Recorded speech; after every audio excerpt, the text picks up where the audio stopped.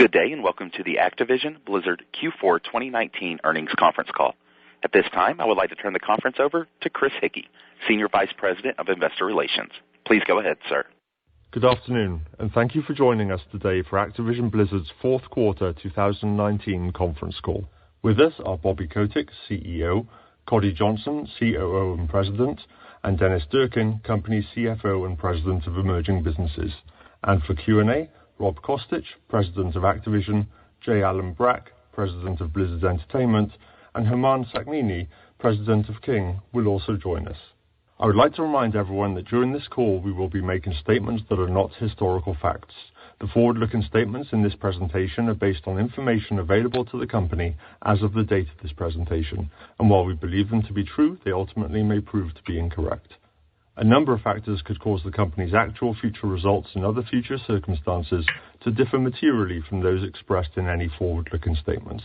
These include the risk factors discussed in our SEC filings, including our 2018 annual report on Form 10-K and those on the slide that is showing. The company undertakes no obligation to release publicly any revisions to any forward-looking statements to reflect events or circumstances after today, February the 6th, 2020. We will present both GAAP and non-GAAP financial measures during this call. We provide non-GAAP financial measures which exclude the impact of expenses related to stock-based compensation, the amortization of intangible assets and expenses related to acquisitions, including legal fees, costs, expenses, and accruals, expenses related to debt financings and refinancings, restructuring and related charges, the associated tax benefit of these excluded items, and significant discrete tax-related items, including amounts related to changes in tax laws, amounts related to the potential or final resolution of tax positions, and other unusual or unique tax-related items and activities. These non-GAAP measures are not intended to be considered in isolation from, as a substitute for, or superior to our GAAP results. We encourage investors to consider all measures before making an investment decision. Please refer to our earnings release, which is posted on www.activisionblizzard.com for a full GAAP to non-GAAP reconciliation and further explanation with respect to our non-GAAP measures. There's also an earnings presentation which you can access with the webcast and which will be posted to the website following the call. In addition, we will also be posting a financial overview highlighting both GAAP and non-GAAP results. And now, I'd like to introduce our CEO, Bobby Kotick. Thank you, Chris, and thank you all for joining us today. Our fourth quarter results exceeded our prior outlook for both revenues and earnings per share. As we continue to transform the company, we've remained focused on the delivery of epic entertainment that connects and engages the world. We believe we can do this with greater speed and efficiency while maintaining our long-standing commitment to quality and excellence and providing superior returns to our shareholders. We ended the year with over 400 million monthly active users, strong year-over-year engagement, and significant potential in monetization. We're in the privileged position of having a direct digital connection with hundreds of millions of players to whom we deliver some of the world's best professionally produced content. And we have the ability to provide our audiences with a variety of ways to enjoy our content with monetization through subscriptions, premium digital purchases, digital native advertising, and a variety of other player investment mechanisms. Each of our large franchises, as well as our new potential franchises, have greater opportunities than ever before. Using Call of Duty as an example, with the introduction of Call of Duty Mobile, we grew our player base from 40 million to 100 million players in less than a year. And we expect significant growth in the Call of Duty franchise in 2020 as compared to 2019 as a result of this and from other unannounced Call of Duty initiatives. Mobile, in fact, is now our leading platform. The business model for Call of Duty Mobile is free-to-play, which enables the rapid development of a large community of players with the option to purchase digital items and services, as well as our ability to generate advertising revenues. Franchises like Call of Duty offer advertisers a very difficult-to-reach target, and today the ad load is extremely low as we're experimenting with the best advertising solutions for our players and our advertising partners. we successfully develop great games for mobile, our franchises have the power to attract far bigger audiences than previously. We're hard at work on high-quality mobile games for all of our most important franchises. And with respect to esports, 2 weeks ago, we debuted the Call of Duty League with 12 city-based teams. Working closely with our experienced team owners and globally recognized sponsors, we're thrilled to celebrate our players and inspire our community with professional Call of Duty esports. And with our new strategic broadcast relationship with YouTube, over 200 million gamer viewers now have access to our world-class esports content for both Call of Duty League and Overwatch League. Across console, PC, mobile, and touchpoints like esports, the momentum for Call of Duty could not be stronger. And this success illustrates the larger opportunities we have across our diverse and large wholly owned library of titles dating back to our founding 40 years ago. Having our franchises on all platforms in all geographies with a constant flow of content and leveraging the additional touch points we have available to us, like esports and advertising, continues to be our focus. Another great example of our franchise transformation is what happened with Warcraft. We doubled the size of the active World of Warcraft community in the second half of 2019 by adding Classic to the WoW subscription offering. The remarkable growth of the WoW community represents an important proof point of the value and potential of our established franchises, and it has energized our development teams as we develop new content for all of our key franchises. These franchises form the basis for large, engaged communities of players and spectators with whom we take our responsibility to deliver high-quality content very seriously. Prioritization of opportunity and access to more talent are our challenges, but we are meeting these challenges with improved execution, and we expect to grow audiences, engagement, and monetization and provide superior shareholder returns as we have for the last 30 years. As a final note, we wanted to acknowledge the tragedy of Kobe Bryant's untimely passing. Kobe was a longtime friend of the company, starring masterfully in commercials for Guitar Hero and Call of Duty. He was a tireless supporter of our Veterans Employment Initiatives and always made himself available for all of our veterans events and activities. He will be greatly missed by all of us, and our thoughts and prayers are with his family. And now, Heidi will review the highlights of our operations with you. Thanks, Bobby. Strong execution in 2019 on our strategy enabled Activision Blizzard to exceed our fourth quarter outlook and enter 2020 with momentum. That momentum was created by the increased investment and focus on the creative and commercial resources of our biggest franchises and allowed us to accelerate progress against our 4 key growth pillars. In our first growth pillar, delivering a consistent cadence of major new content to grow our reach, our expanded Call of Duty development team launched a very successful Modern Warfare, with unit sell-through in Q4 increasing by a double-digit percentage versus the prior year across console and PC combined. And the team followed up with great execution on our second growth pillar, live operations for in-game content, services, features, and events to drive engagement and recurring revenues. Modern Warfare's first season of follow-on content rolled out our new, more engaging in-game system, which drove both engagement and net bookings up significantly year over year. Similarly, the World of Warcraft team followed up on the remarkable Q3 launch of WoW Classic with substantial content updates that kept the community engaged and the subscriber base well above pre-Classic levels. And at Hearthstone, we've seen increased engagement following the launch of Blizzard's latest expansion and the rollout of the new Battlegrounds game mode in Q4. As for our third pillar, extending our acclaimed console and PC franchises to mobile, the October launch of Call of Duty Mobile was one of the most successful in industry history, driving Activision Publishing to record monthly active users. It also highlighted the opportunity for our other large franchises to reach hundreds of millions of new players once they expand onto mobile. And finally, as we build and enhance new engagement models for our franchises, our advertising business again grew rapidly, and we further strengthened our leadership in esports. We expect to build on this momentum in 2020, with each of these pillars driving net bookings growth for the company this year. I'll now provide more detail on our Q4 results and recent developments across our franchises. Starting with Activision, Q4 was a fantastic quarter. Monthly active users tripled from Q3 to reach 128 million. Call of Duty continued its leadership on console, with Modern Warfare driving year-on-year sell-through growth and generating more upfront console sales than any other franchise worldwide, a feat the franchise has now accomplished for 10 of the last 11 years. Modern Warfare also saw strong growth in full game downloads, with console digital mix at almost 50%. And we ended Q4 with the retail channel at its tightest level in many years, positioning us well for ongoing catalog sales in 2020. The franchise also expanded its audience on PC, with Q4 PC sell-through on Battle.net growing 50% year-over-year.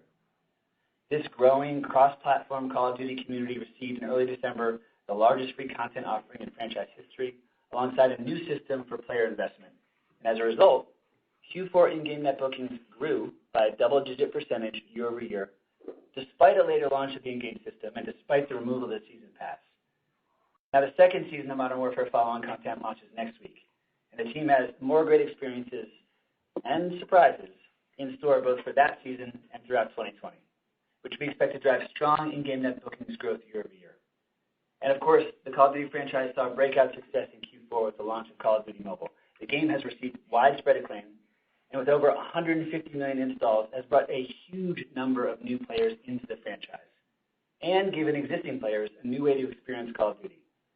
Engagement is strong, which the teams from Activision and Tencent Games TV Studio intend to sustain for the long term, with a substantial pipeline of features, events, and content benefiting from over 15 years of Call of Duty releases. The title outperformed our net bookings expectations in Q4, ranking in the top 15 grossing games in U.S. app stores, and the third season is already well underway and tracking well. So, across console, PC, mobile, and esports, the Call of Duty franchise has never been better positioned for growth, and there's more to come, including entirely new experiences within the Modern Warfare universe, and then, of course, in Q4 of this year, a new premium Call of Duty release, which is already generating excitement in our playtests. Finally, across the Activision portfolio, we are honored to see the team's focus on high-quality, world-class content recognized by the industry at the 2019 Game Awards. Call of Duty Mobile won Mobile Game of the Year, Crash Team Racing won Best Game in the Sports and Racing category, and From Software's Sekiro Shadows Die Twice won Game of the Year. Turning to Blizzard, monthly active users were 32 million in the fourth quarter. World of Warcraft monthly active users were higher sequentially, reflecting sustained engagement of players following the August launch of WoW Classic, Blizzard's recreation of the original WoW from 15 years ago. As you may remember, in Q3, WoW added more monthly or longer-term subscription plans than in any prior quarter in franchise history. That momentum continued into Q4, when Blizzard sustained engagement with a robust slate of content for both modern and classic WoW, and exited the year with an active community more than twice the size of its Q2 ending level. That strong cadence of content will continue in 2020 with a great series of in-game releases for Classic and a strong Shadowlands expansion coming from Modern WoW in the second half of the year. Shadowlands will have new regions to explore, new ways to customize characters, and a revamped leveling system to help onboard new players. In Hearthstone, the competitive environment remains intense, but we did see sustained improvement in engagement following the release of the Descent of Dragons expansion and the new Battlegrounds auto-battler mode in Q4. Q4 net bookings were lower year-over-year but grew sequentially, and the Hearthstone team continues to iterate quickly. They launched a new game store in December and will release a number of new content and engagement model enhancements in 2020. Q4 also saw the launch of Overwatch on the Nintendo Switch, further expanding a community that has now surpassed 50 million players since the 2016 launch. And next weekend, the Overwatch League returns with 20 teams from around the world competing in a homestand format for the first time. Blizzard's teams, as you know, are working on the broadest pipeline in its history, including Overwatch 2 and Diablo 4 on PC and console. And Diablo Immortal, a mobile game developed in partnership with NetEase, continues to make great progress and will move into the testing phase with its first regional tests planned for the middle of the year. Turning to King. Monthly active users were 249 million, increasing 2 million from the third quarter. On a year-over-year basis, we saw declines in web and smaller mobile titles, but importantly, Candy mobile reach was little changed and benefited from growth in King's largest title, Candy Crush Saga. In the second half of 2019, King introduced new initiatives to grow payer conversion, targeting lapsed payers, as well as converting new payers into the ecosystem. And these initiatives led to encouraging payer engagement trends in the last 2 quarters. While these initiatives dampened in-game net bookings in Q4, and will continue to do so in Q1, we believe a broader and more engaged payer base positions the franchise for growth over the medium and long term. And even with these actions, Candy Crush Saga remained the top grossing title in the U.S. App Stores, and the wider Candy franchise was once again number 1. King's advertising business grew net bookings over 80% year over year, with strong growth in ad-enabled users, volume, and pricing. Both direct and indirect sales grew sharply. For the full year, ad net bookings exceeded $150 million, with the business set for robust growth again in 2020. Throughout this year, King will continue to optimize the economy within Candy, launching ongoing features, services, and events to drive player engagement and investment. And having previously narrowed its pipeline to focus on the highest potential projects, King is investing in several promising new titles, including content based on Activision's beloved catalog IP. Regional testing of some of these new titles will begin in 2020. So in conclusion, our strategy to focus on our growth pillars and invest in the creative and commercial resources and initiatives of our biggest franchises is delivering results. In 2020, we will continue that focus with the releases and pipeline initiatives highlighted today to further expand our reach, engagement, and player investment, and to extend our largest IP across new platforms, geographies, and business models. We plan to reach more players on more platforms in more regions than ever before. To do so, we'll also further increase investment in our technology capabilities, technology platforms, and data analytics. We'll fund these investments with an ongoing focus on efficiency and organizational optimization to leverage our scale across the business. And we know that some of our investments won't bear fruit until next year or later, but we're confident in our growth trajectory this year and our growth plan, and we enter 2020 with momentum. I'll now hand the call over to Dennis to discuss our Q4 and full-year financial results and outlook. Dennis? Thanks, Scotty. Today I will review our Q4 2019 results, as well as our outlook for 2020 and the first quarter. Q4 GAAP and non-GAAP EPS were ahead of our prior outlook, reflecting better-than-expected results for Call of Duty and World of Warcraft and a lower tax rate. To review the quarter, I'll start with our Q4 segment results. Activision revenue was $1.43 billion, led by Call of Duty growth in both upfront and in-game revenues on console and PC, and the addition of Call of Duty Mobile. Operating income was $696 million, with an operating margin of 49%.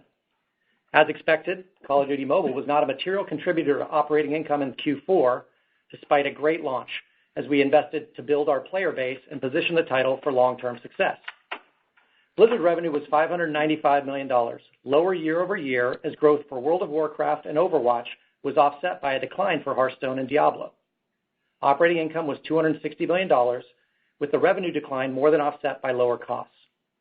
Blizzard's operating margin was 44%, significantly higher year over year due to mix and lower costs. King revenue of $503 million was flat sequentially and lower year over year, driven primarily by King's actions to prioritize mobile payer engagement in the quarter, as well as year-over-year decline in web titles. The ads business grew more than 80% year over year. Operating income was $197 million, with an operating margin of 39%, 1 point higher year over year, driven by high incremental margins from advertising. Across our segments, in-game net bookings were $1.1 billion. Now let's turn to our consolidated results. Unless otherwise indicated, I will be referencing non-GAAP figures. Please refer to our earnings release for full GAAP to non-GAAP reconciliations. For the quarter, we generated Q4 GAAP revenues of $2.0 billion, $174 million above our November guidance. This includes the net deferrals of $722 million. Net bookings of $2.7 billion were $62 million above our November outlook. We incurred GAAP-only restructuring and related charges of $30 million, and we generated Q4 GAAP EPS of 68 cents and Q4 non-GAAP EPS of 62 cents, which was 19 cents above guidance. These figures include the net deferrals of 61 cents. For the year, we generated GAAP revenues of $6.5 billion. This includes the net recognition of deferrals of $101 million. Net bookings were $6.4 billion. we incurred GAAP-only restructuring and related charges of $137 million and generated GAAP EPS of $1.95 and non-GAAP EPS of $2.31. These figures include the net recognition of deferrals of 6 cents. From a cash flow perspective, our business delivered Q4 operating cash flow of $918 million. Annual operating cash flow was $1.8 billion, higher year over year due to lower working capital and cash taxes. Our cash and investments at the end of December was approximately $5.9 billion, and we ended the year with a net cash position of approximately $3.2 billion. Turning to capital allocation, we entered 2020 with a strong balance sheet and significant flexibility. As always, we continue to take a disciplined and balanced approach to capital allocation, and with this in mind, our board has authorized an 11% increase in our annual dividend to 41 cents per share, payable in May. As we look back over the last year, we are pleased with the company's operating discipline, commercial execution, and content delivery during a period where we refocused the business and increased investment in key franchises to position us for future growth. Now let's look forward to our outlook for 2020. First, regarding our slate and plans for each business unit. Activision enters the year with strong momentum for Call of Duty across upfront sales, in-game, mobile, and esports. Along with a tight retail channel that should benefit catalog sales, this positions us for strong growth in the franchise, particularly in the first half of the year. In Q4, we plan to launch the next premium release of Call of Duty. We can't wait to unveil what our teams have been working on, and we feel great about the content. Although, as is customary, we are prudently assuming lower sell-in for Q4 versus Modern Warfare this past year.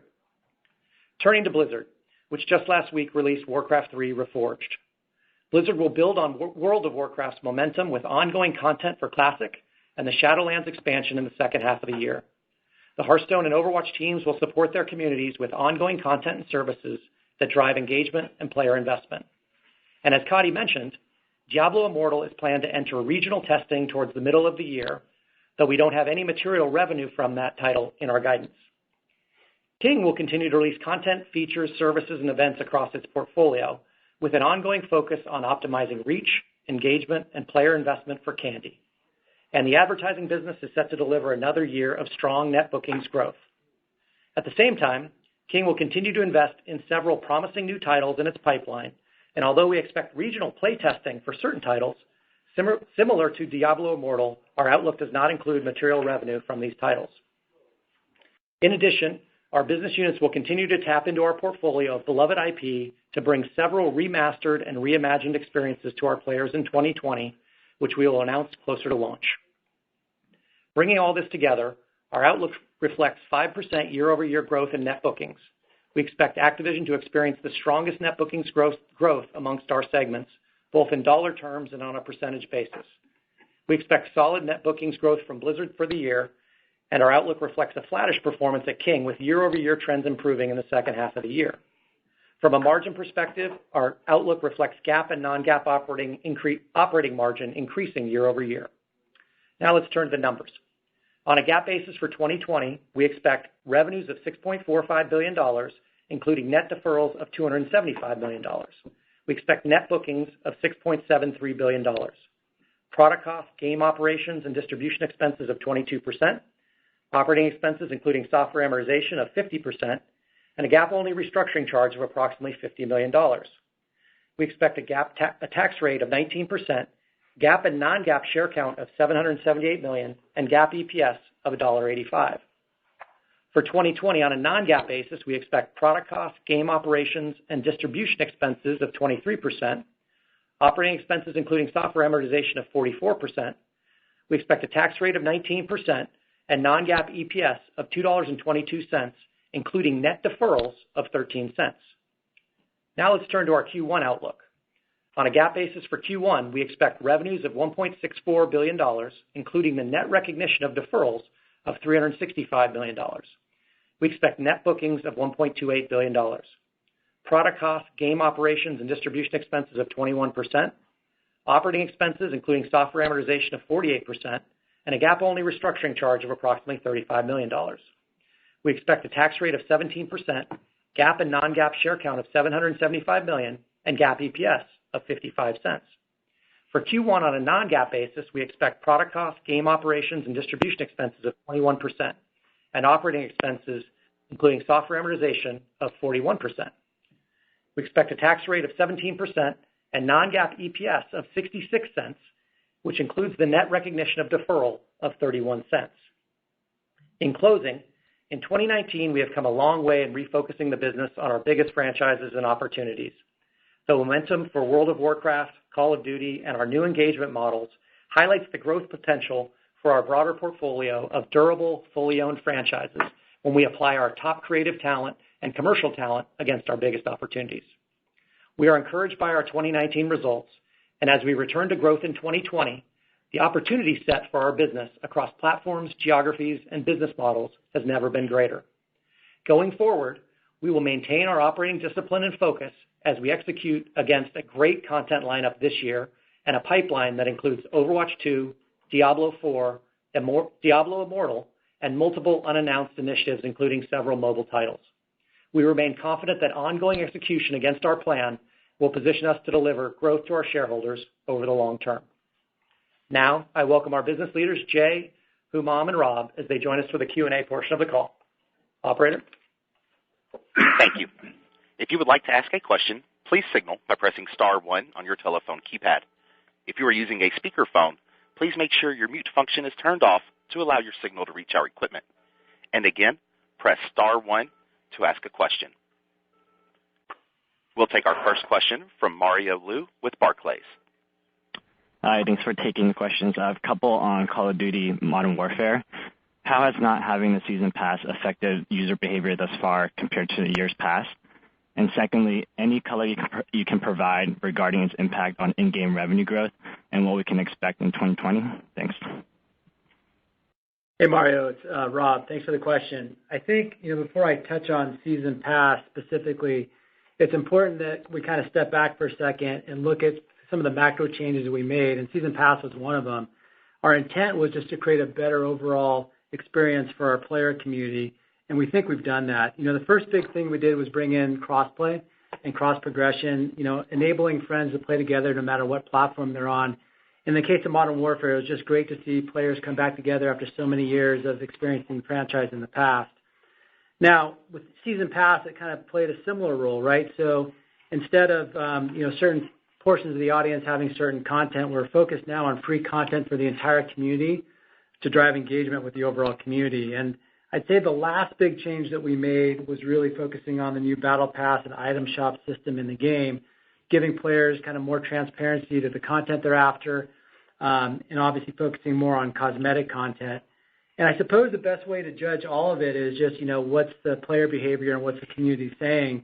And when we look at engagement and you look at daily average uniques, our engagement is up significantly year over year, and that's really great for us to see so many people enjoying and playing this fantastic game.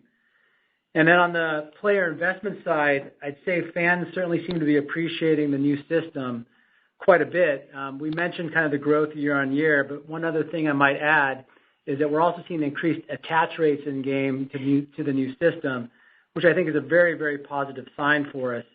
And for us, this all signals to a really healthy ecosystem within Modern Warfare, one that we think we can build on and create momentum with our community.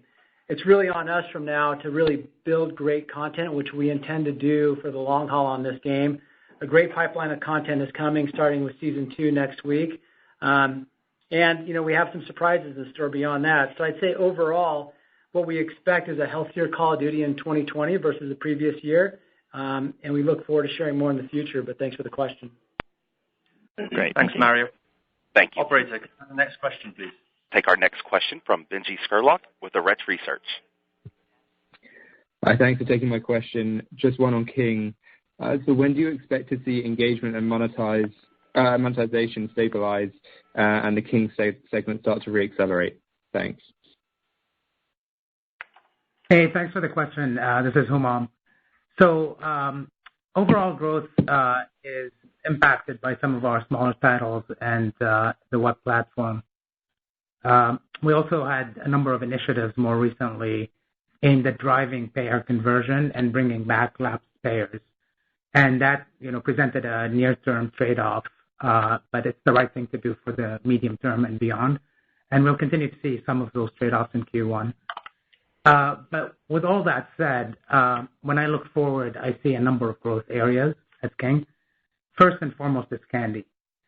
Candy continues to be an incredibly durable franchise, and we see growth just through the slate of new features, all the services we're releasing, and the in-game events that we hold.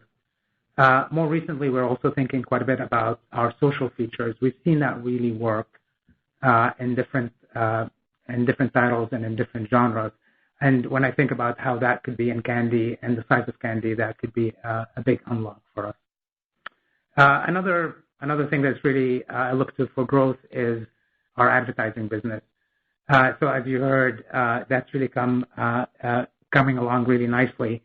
And we built a really large and high margin business, and I see growth there. And then additionally, I see growth in our pipeline. We reset our pipeline recently, and we're starting to see some really good results in our prototypes. And we will start doing some regional testing on some of those this year. So when I put all that together, I look to the medium term and beyond, and I think we have some really good growth opportunities here. Thanks, Benji. Operator, can we have the next question, please? Thank you. Our next question comes from Matthew Thornton with SunTrust. Hey, this is Anthony on for Matt. Thanks for taking the question. Do you have any color on how successful World of Warcraft has been in 4Q and into 2020 in retaining users from the Classic mode launch? And then relatedly, also on Warcraft, there's been some negative press on Warcraft 3 Reforged lately. Can you tell us what you're doing to address that? Thanks. Hi, this is Jay. I'll take the World of Warcraft question first. So, as a reminder, when we designed the model for World of Warcraft Classic, it was important that players have a single existing subscription to support both games. And, we think about the WoW community as supporting both, even though Classic and Modern are very distinct experiences.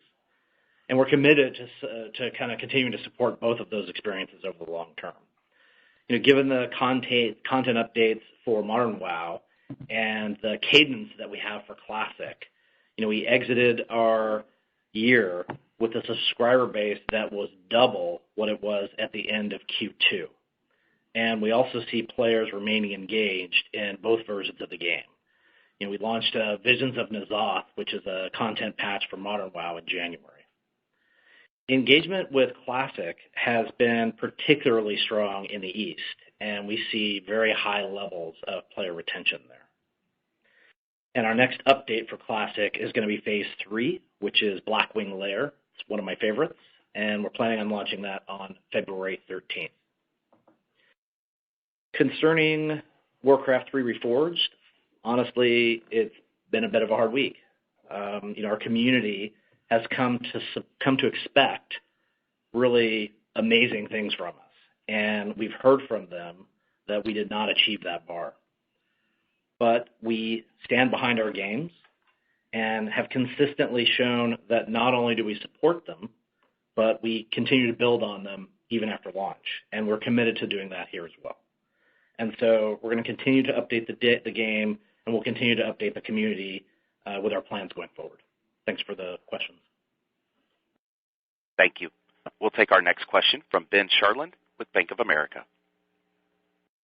Hey, guys. Thanks for taking the question. You now have about $3 billion of net cash on the balance sheet. You've got the annual dividend, have done some buybacks in the past, some acquisitions. Maybe just an update on the thoughts around capital allocation and uses of cash against the opportunities ahead. Thanks. Yeah, no, thanks for the question. Obviously, we do view a strong balance sheet as a really important strategic asset for the company, and having that gives us considerable flexibility to, invest in the business, do buybacks and return capital, or pursue M&A when we see attractive opportunities. And our track record probably somewhat speaks for itself as you look at that over a long period of time. We borrowed, I'd say, very fortuitously to finance the Vivendi transaction and our King transaction, and then subsequently paid down that debt So we paid down more than $4 billion since we financed those transactions and actually have climbed our way up the investment grade ratings grid. And then we've returned, over the last decade more than, I guess, around $10 billion of capital back to our shareholders, about $8 billion through share repurchases, and we still do have our $1.5 billion authorization, and then about $2 billion over that time period in dividends, which has increased, double digits, I'd say probably on average over the course of that period. And again, this year with the 41-cent dividend, which we announced today. M&A is always something we keep our eye on, and we have our radar detectors up, and we always look at a lot of things, but I'd like to think we're pretty disciplined about our process. We do have a pretty rigorous process, and we try to, look for a few criteria of things when we are considering it. We're always trying to find great franchises or technology that could add to our portfolio and make our business and our franchise portfolio stronger. We like to see a track record of profitability or path to profitability, a strong leadership team that's aligned around growing the business. And then lastly, and this one's been more challenging, is finding things at a valuation that makes sense. So it's not easy to find all those things, and so you have to be very disciplined and patient as you think about those inorganic opportunities. So that gives you a little bit of an overview in terms of how we've approached it. I think our past track record and philosophy on this is probably the best indicator of how we think about it and how we'll allocate capital in the future. Thank you. Our next question comes from Michael Ng with Goldman Sachs. Hey, thanks for the question. Could you just give us an update on Diablo Immortal and discuss how that informs your go-forward mobile strategy for Blizzard? Thanks. Absolutely. So, as you know, we've been working closely with NetEase on the development of the game, and our goal is to deliver an authentic and deep Diablo experience for mobile.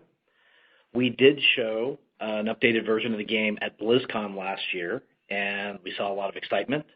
We've also begun doing internal play tests or additional internal play tests since that time, and the results are encouraging. We're getting ready to move to the next phase of development with some regional alpha testing later this year. Player feedback is invaluable, and as we continue to work on building the game, we'll be looking to that feedback to make sure that we're making a great Diablo experience. When we think about mobile overall for Blizzard, we have our roots in PC gaming, and we're going to continue to be deeply committed to the PC. But we do think there are opportunities for additional experiences and in different ways for players to engage on different kinds of devices. And we see mobile as also a way to attract players that we don't currently reach on PC and console. So we think the mobile opportunity for Blizzard overall is very substantial. Diablo Immortal will be our first release as a mobile-first game, and we continue to work on multiple mobile initiatives across Blizzard, in addition to the PC and console games. Thanks, Mike. Operator, can we have the next question, please? Our next question comes from Colin Sebastian with Baird. Thanks. Digging down a little bit more into your relationship with Google, wondering what the key factors behind the decision to partner with GCP, and then as well with YouTube Gaming, are there as well considerations or implications embedded that could increase your level of support for Stadia? Thank you. Sure. Hey, this is Kotick. I'll take that. I'd say first, as Bobby mentioned earlier today on an interview, we've had a long-standing relationship with Google. It's been great. We are thrilled to formalize that into a deeper partnership over multiple years. And as you said, there's really two big pieces to it. The first is on sort of the global IT infrastructure, and then the second is on what really is just a fantastic content platform in YouTube.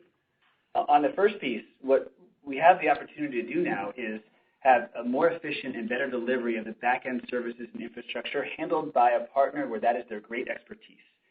And what it allows us to do is it frees up our resources and developers and mind share to focus on what we do best, which is making the content and getting it out into the hands of our players at a faster cadence.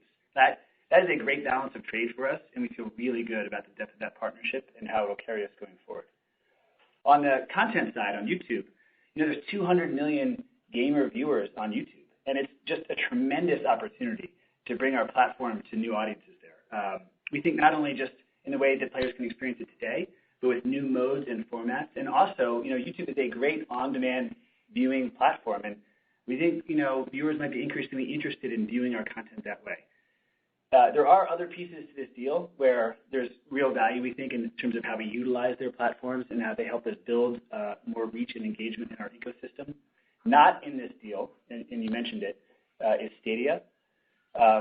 There's cloud game streaming experiences that are directly to the consumer. We continue to watch with interest, and we'll make appropriate assessments as we go forward to figure out our own next steps there.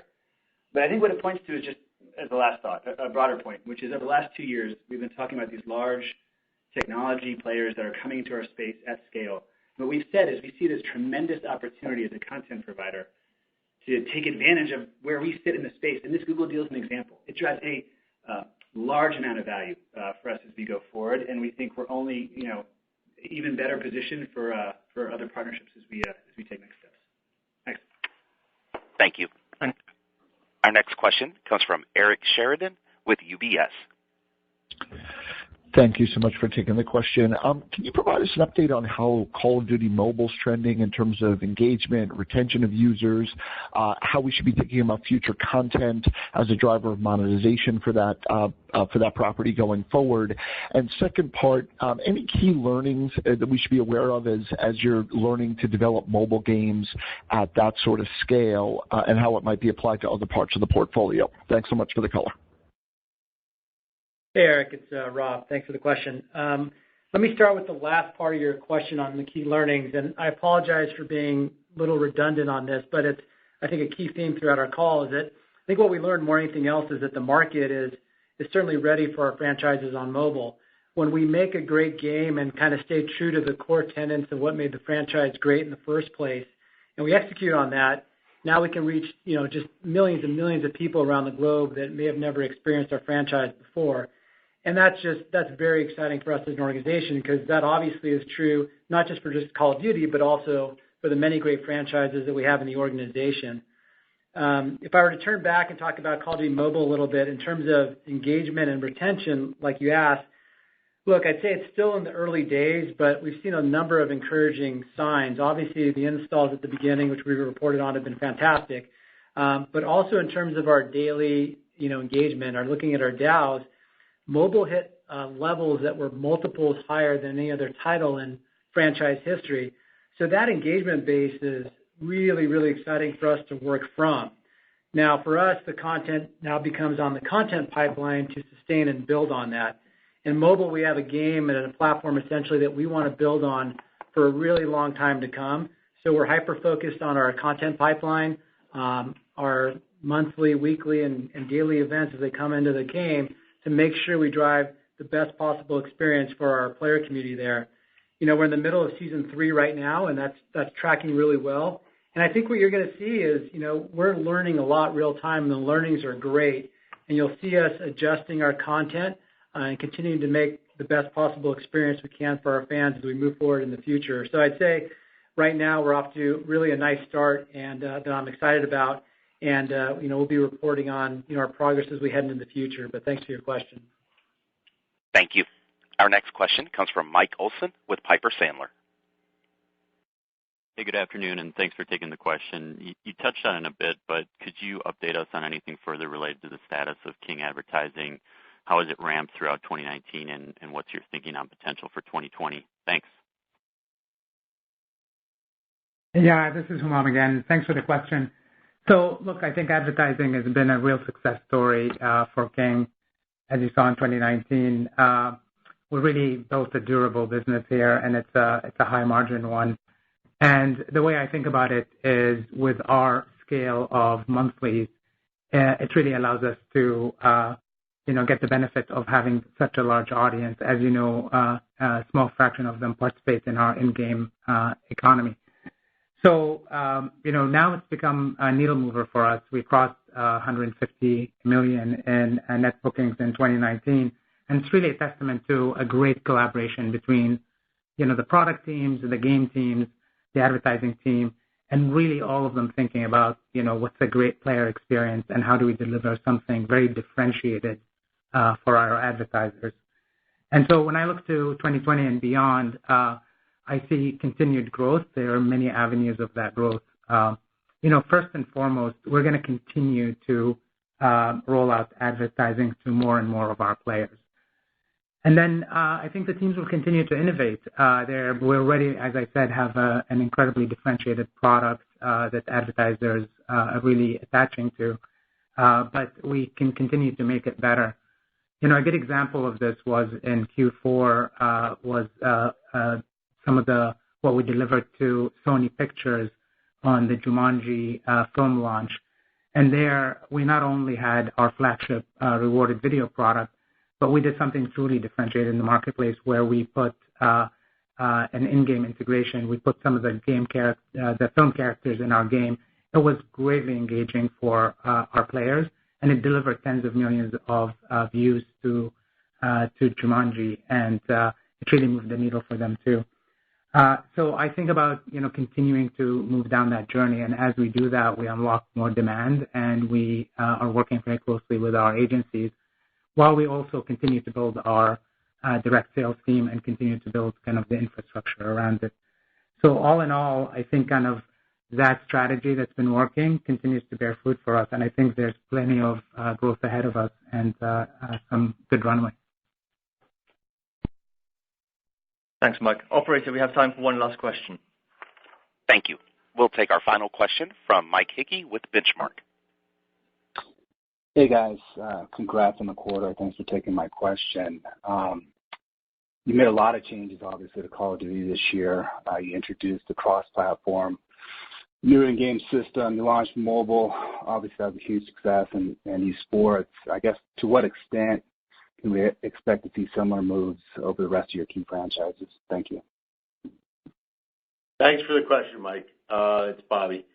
I think one of the things that we found with the launch of Call of Duty Mobile, with games like Hearthstone, our designers and developers have gotten a lot more excited about reaching bigger, broader audiences.